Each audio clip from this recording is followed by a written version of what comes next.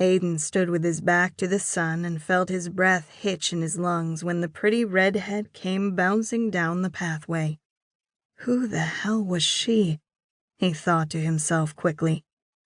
His cousin Elle rushed after him and called out the woman's name. "Aubrey, wait up," Elle said. He'd known Elle Saunders his entire life. The fact that they were second cousins had helped him secure the job fixing up the summer camp she'd inherited. It had been owned by her grandfather Joe, his great-uncle. Shortly after Joe's death, Elle had called him with a crazy idea, one that he'd jumped at. Not only was he going to refurbish the entire campgrounds, but he was in charge of overseeing the remodeling of each of the 20 small cabins. He was going to take the old cabins, which used to house a dozen preteen girls, and turn them into exclusive private cabins that could be enjoyed by wealthy adults. It was just the project he needed at the moment.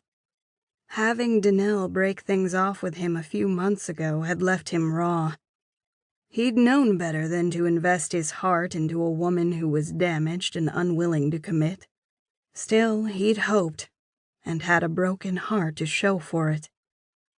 He figured the new camp project would help get his mind off his heartbreak and financial issues. Danelle had taken off with almost everything he owned, after maxing out his credit cards. She'd even moved out most of his furniture when he'd been at work, leaving him with only an air mattress, a worn leather chair, a single dish, and a spoon that she had probably forgotten in the bottom of the dishwasher. She'd even taken his refrigerator, washer, and dryer. "Hey," Aiden said to Elle when the two women stopped in front of him. "Hey," she said, a little breathless. "Aiden, this is Aubrey." She motioned to her friend. "Aub, this is my second cousin Aiden." Elle had mentioned her friend Aubrey tons of times over the years, along with Zoe, Scarlett, and Hannah, the other wildflowers, as they called themselves. "Hey," he said, removing his sunglasses to get a better look at the sexy redhead.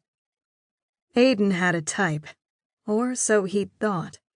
Every single girl he'd dated before had been tall, brunette, and built. So he was slightly confused as to why he felt an instant sexual pull for the short, curvy redhead, with porcelain skin and eyes the color of the sky on a clear day. "Hi," Aubrey said as she glanced beyond him. "Gosh, you've gotten so much done already." She walked past him into the cabin. He and his crew had pulled out the built-in bunk beds and the old flooring, and had cleared out the connected bathrooms, leaving only electric wires and exposed plumbing. "I can't believe how big this cabin is after everything's been removed," Elle said, walking in circles. "There's plenty of room," he agreed, walking over to unroll the plans he'd drawn up for this particular cabin. "There'll be a small sitting area and a kitchenette, a larger bedroom area, and the bathroom." He motioned to the plans as both the ladies looked on. When he leaned closer, he was rewarded with the soft scent of Aubrey's perfume. She smelled like flowers and sex. He straightened and took a step back. He'd gone several months now without sex, and knew that the pull was probably due to that. As he talked to them both about the other cabins, his eyes kept darting towards Aubrey.